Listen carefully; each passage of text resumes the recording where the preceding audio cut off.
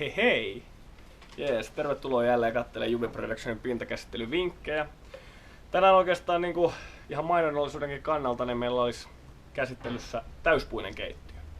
Ja me ollaan lähdetty ajattelemaan tää sillä tavalla, että pyritään tekemään tää keittiö yhden pintakäsittelyn tekniikalla, mitä on noissa aikaisemmissakin videoissa tsiikailtu.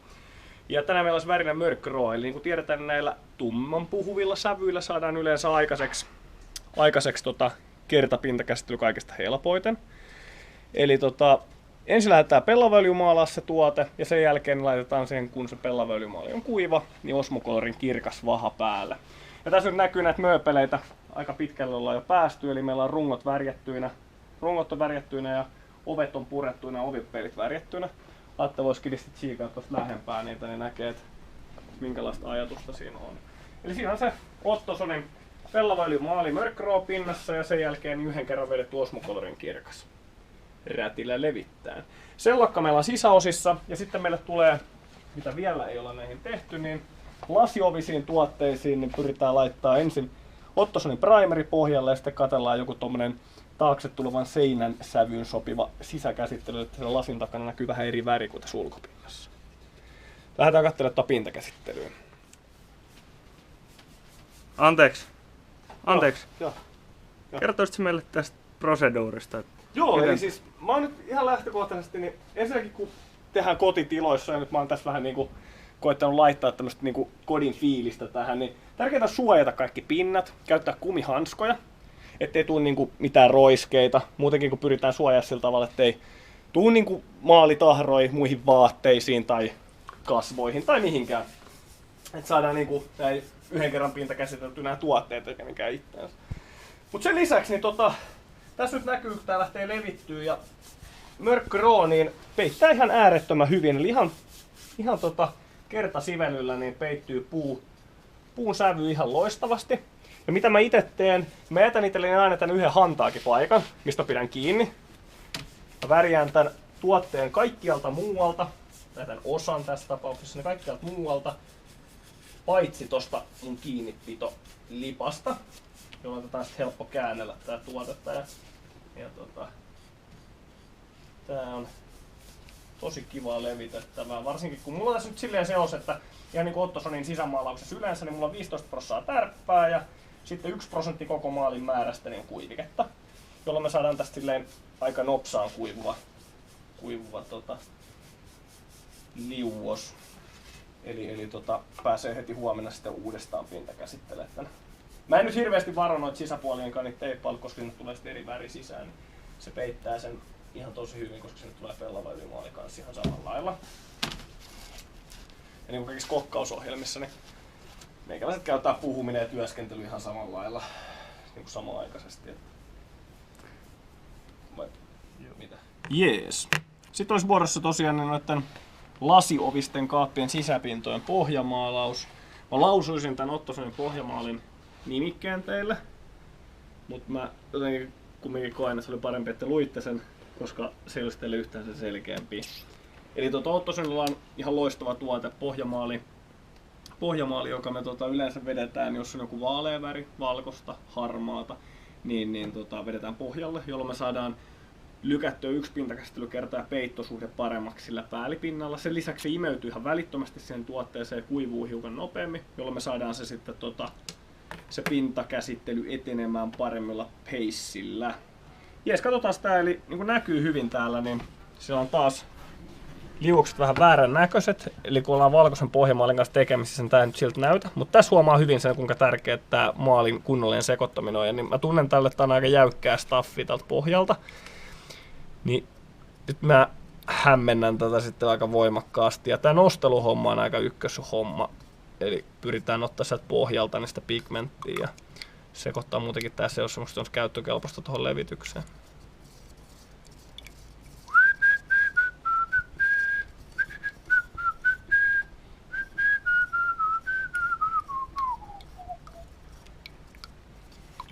Näikkäästä. Alright, se rupeaa olemaan valmista. Nostetaan tähän ensin, niin käsitellään tosiaan nämä hyllyt ja sen jälkeen niin kaappien sisäpinnat ja katsotaan, jos tänään saataisiin vielä laitettua noihin toi oikea väri sisällä. Jees.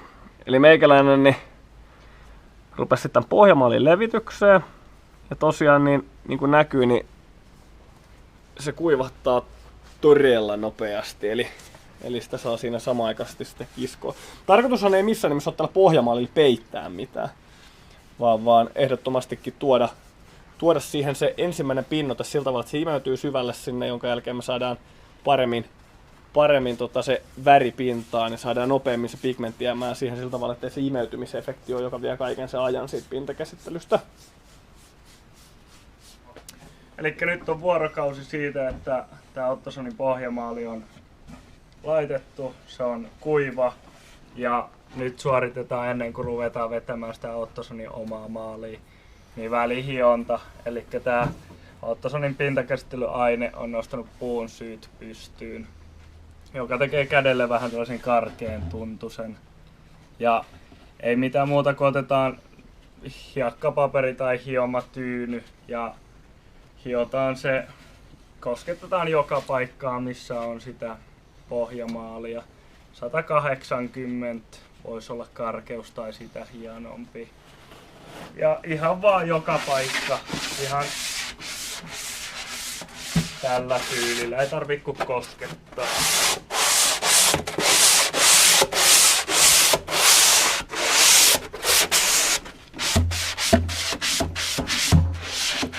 Tähän tapaukseen. Tää Ottosonin velvoilimaali.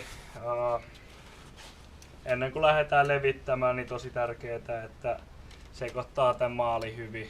Eli jos katsotaan tätä tästä lähempää, niin tässä on öljy pinnassa ja siellä on pigmentit laskeutunut tuonne pohjalle. Eli sekoitetaan todella hyvin, pyöritellään ja nostetaan niitä pigmenttejä tuolta pohjasta.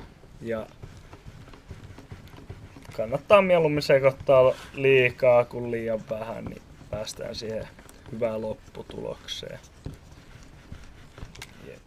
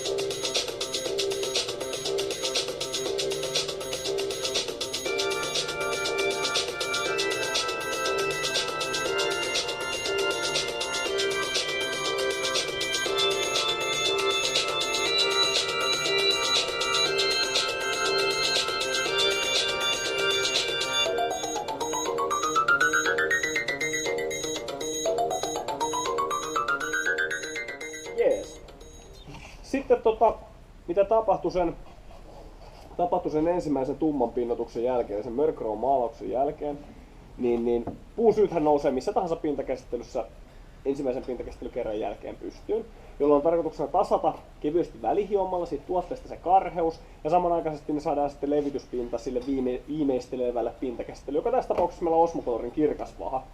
Äärettömän hyvä tuote, viimeistelemään, sulkee hyvin puun pinnan, aiheuttaa sen, että tuotteeseen ei pääse imeytymään. Eli jos esimerkiksi käytetään vaikka keittiön kansissa, niin jos se ei kaatu nyt esimerkiksi punaviiniä, rahkaa muuta, niin se ei imeydy sinne puun sisään aktiivisesti, vaan se pyrkii pitämään sen kokonaan ulkopuolella ja helppo sitten pyyhkiä pois siitä päältä. Osmo on äärettömän hyvä tuote.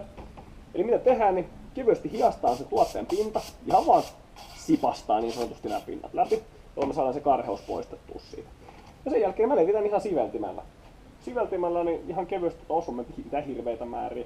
Ihan kevyesti, niin koetan vielä niistää mahdollisimman paljon sitä sivellintä tuohon reunoihin. Ja tosiaan sen jälkeen pyyhkästään tähän pintaan. Nyt tässä ei ole mitään vetojen laadulle ja niin merkitystä. Tarkoitus on saada vaan pintakäsittelyaine joka paikkaan siihen. Ja sen jälkeen niin vanha teepaita toimii äärettömän hyvin rättinä tässä, jolloin me sitten pyyhitään se pintakäsittelyaine ylijäämä pois siitä ja saadaan se lopputulos aikaiseksi ihan iisisti. Näin. Ja sitten taas 12 tuntia kuivuu, 12 tuntia kuivuu ja sen jälkeen se on ihan käyttövalmis. Mä itse annan yleensä sillä tavalla, että mä annan sen vuorokauden yli olla ihan rauhassa, niin kun mä rupean sitä sen enempää sit säätää. Näissä oikeastaan niin osmokäsittelyissä niin toimii ihan näppärästi sillä tavalla, ettei se vaadi sen enempää sitä välihiomista, että se on sitä jynssäämistä, vaan ihan kevyt kosketus sille pinnalle. Ja se sama tehdään kaikkiin näihin tuotteisiin, kylkiin, sen kaapin runkoon, joka paikkaan, jonka jälkeen lopuksi pyyhkäistään se osmopinta. Jeps.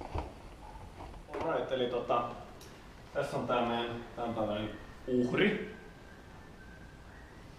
Joo, eli tähän kulmaan olisi tarkoitus tää keittiö asentaa. Mä oon täällä Juvin Petikon myymälässä. Mulla on kiinnityskiskolista jo valmiina. Tää on oikeastaan äärettömän näppärä ja helppo systeemi. Eli kiinnitetään seinään ihan tällainen pikkusen viistoon ajettu puukalikka, joka sitten menee vähän niin kuin yksi yhteen tämän kaapin takapuun kanssa. Eli kun tää kaappi lasketaan paikoilleen, niin silloin tää takapuu silloin hivahtaa paikoilleen ja se jämähtää sillä seinään. Eli sen kummemmista sitä ei tarvitse välttämättä kiinnittää. Kyllä mä yleensä kaapit keskenään vielä laitan, mutta nää on ihan tosiaan niinku raskaalle varstukselle tarkoitettu, eli ei ole mitään väliä, vaikka kaapit olisi täynnä posliiniastiostoja.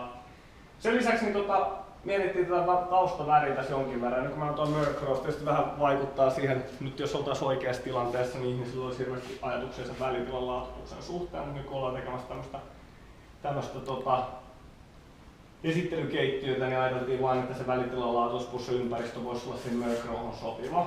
Tää nyt ei varmasti puuvalmiille pohjalle ole se paras väri, eli se puuvalmis ei täältä varmaan parhaiten hyppää, mutta meille tulee tähän tosiaan niin se tumma pätkä ja sitten puuvalmis pätkä tähän seinälle, niin saadaan se välitilan laatutusväri niin kivasti esille.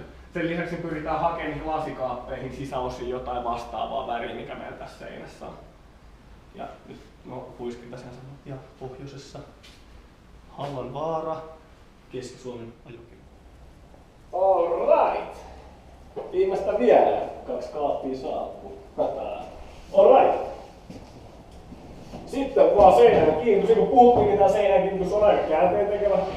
Helppo hoitaa paikoilleen. Hyvä. Näin. Siis. Siinä on aika hyvän näköinen keittiön pätkä. Eli kun puhuttiin, niin puuvalmiilla ja värityllä keittiöllä niin on aika huikea ero. Meillä on tällä värillä tosiaan pohjalla tää mannan sävyinen tausta. Ja tässä voi vähän hakea sitä fiilistä, mikä siinä voisi siinä väritilan laatuksessa olla. Mikä sopisi tosi kivasti tämän keittiön kanssa. Ja sen mukaan me aika paljon sävytettiin myös näiden kaappien sisäosia. Nyt muutama lisäys sinne videopätkiin, mitä kuvailtiin, tosiaan tässä kun on sekoiteltu nämä maalit, niin siellä on joka kerta se sama seosmäärä, missä 1% kuiviketta, 15% tärpättiä ja loppumaalia, eli 1% koko maalin määrästä sitä kuiviketta. Ja säätösaranoilla, niin kuin sitten oman seinän videoiden mukaan säätää. Ja koristelista on kans laitettu kulmakaappimuotoa ja se voi olla sitten jatkuvaa tänne ihan puuvalmiillekin puolelle, mutta ei ole vielä saatu oikeastaan sitä asennettua. Sen lisäksi ollaan vähän mietitty, että valolistaa voisi kans laittaa paikoilleen, mutta tässä mallikeittiössä sitä nyt ei välttämättä tarvita, mutta erilaisia profiileja on mahdollisuus saada sitten sinne kotikeittiöön. Eli pystyy, en tiedä kuinka tämä nyt näkyy tähän videoon, mutta kumminkin erilaiset profiililistaa tänne alle, mistä pääsee valolista tänne keitettyä. Jees, ei siinä mitään. Mitä tahansa kyssäreet herää, ei kun Petikon myymälään käymään, tai soittoo Suomen Petikon myymälään. Ja tosiaan täällä se on käsin kosketeltavissa täällä Petikon myymälässä. Nähdään siellä.